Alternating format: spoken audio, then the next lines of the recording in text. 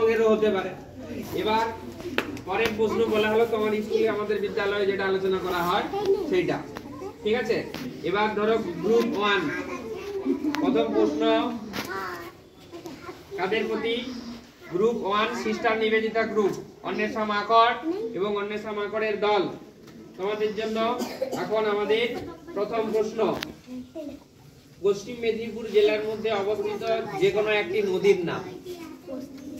পশ্চিম মেদিনীপুর জেলার মধ্য দিয়ে বয়ে গেছে বা প্রবাহিত এরকম একটি নদীর নাম।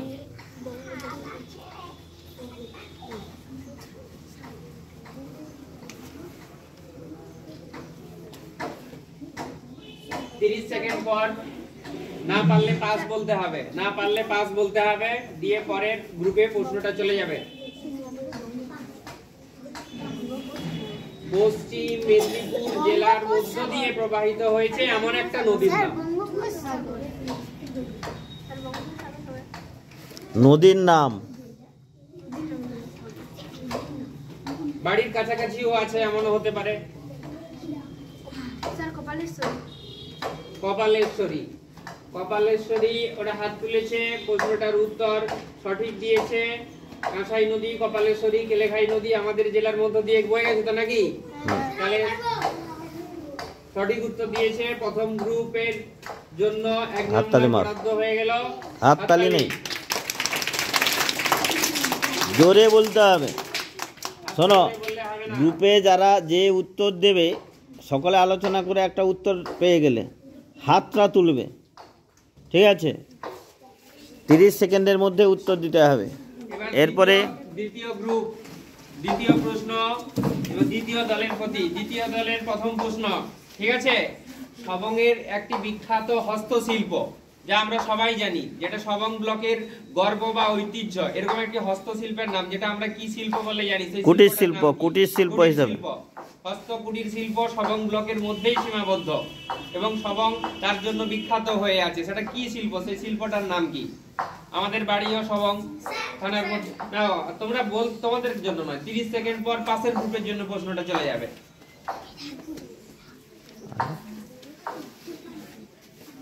বল। দ্বিতীয় গ্রুপ মহাত্মা গান্ধীর গ্রুপ, না পারলে পাস। তো দাঁড়া দাঁড়া, বল। হ্যাঁ কি তুই জোরে বল, জোরে বলো। সঠিক উত্তর মাদুর শিল্প।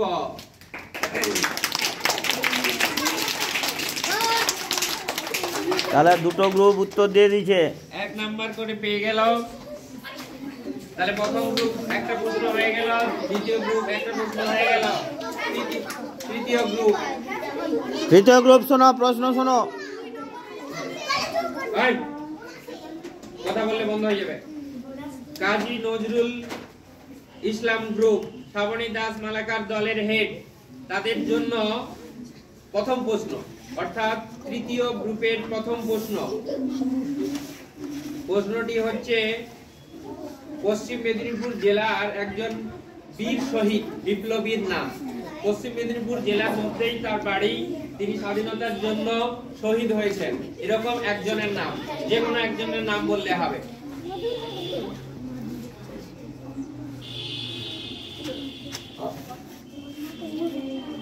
বল বল।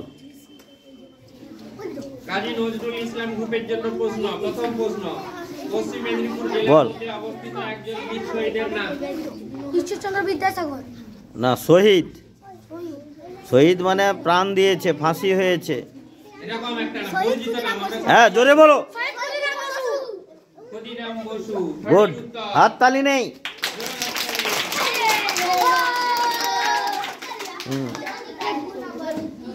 তৃতীয় গ্রুপ একটি নাম্বার পেয়ে গেল। এরপরে আমরা চলে যাব চতুর্থ গ্রুপ, মাদার টেরেসা গ্রুপের দলনেতা অন্বেষা মাকড়, অন্বেষা দাস। তোমাদের জন্য এবার প্রথম প্রশ্ন, চতুর্থ গ্রুপের প্রথম প্রশ্ন, ঠিক আছে? পশ্চিম মেদিনীপুর জেলার মধ্যে অবস্থিত একটি দর্শনীয় স্থান যা মানুষ বেড়াতে যায়, বেড়ানোর জন্য দর্শনীয় বা পর্যটন কেন্দ্র, পর্যটন স্থান কোনটি? পশ্চিম মেদিনীপুর জেলার মধ্যে অবস্থিত, যে কোনো একটা নাম বললে হবে।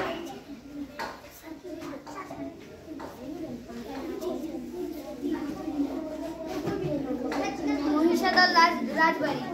বলো রাজবাড়ি বললে ওটা পশ্চিম মেদিনীপুর জেলা হলো না, ওটা পূর্ব মেদিনীপুর জেলা হয়ে গেছে। আমি পশ্চিম মেদিনীপুর জেলার মধ্যে বলেছি, ওই উত্তরটা ঠিক, কিন্তু ওটা পূর্ব মেদিনীপুর।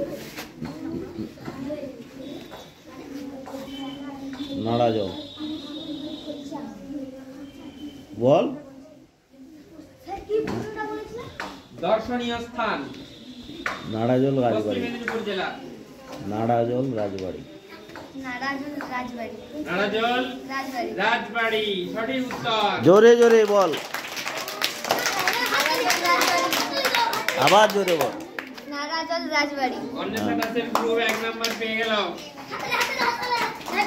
এরপরে পঞ্চম গ্রুপ 5 নম্বর গ্রুপ বিদ্যাসাগর গ্রুপ, তাই তো? দলের নেতা কে? সায়নী সামন্ত। তোমাদের জন্য প্রথম প্রশ্ন, পশ্চিম মেদিনীপুরের মধ্যে অবস্থিত এরকম একটি পাহাড়ের নাম, ছোট পাহাড়, পশ্চিম মেদিনীপুরে অনেক ছোটখাটো পাহাড় রয়েছে, একটি পাহাড়ের নাম আমরা জানি, অনেক পরিচিত নাম। হ্যাঁ, পশ্চিম মেদিনীপুরের মধ্যেই অবস্থিত।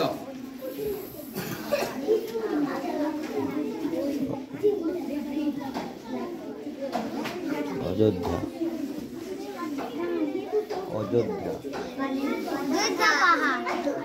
অযোধ্যা পাহাড়, অযোধ্যাটা পুরুলিয়াতে অবস্থিত, মেদিনীপুরের মধ্যে বলতে হবে।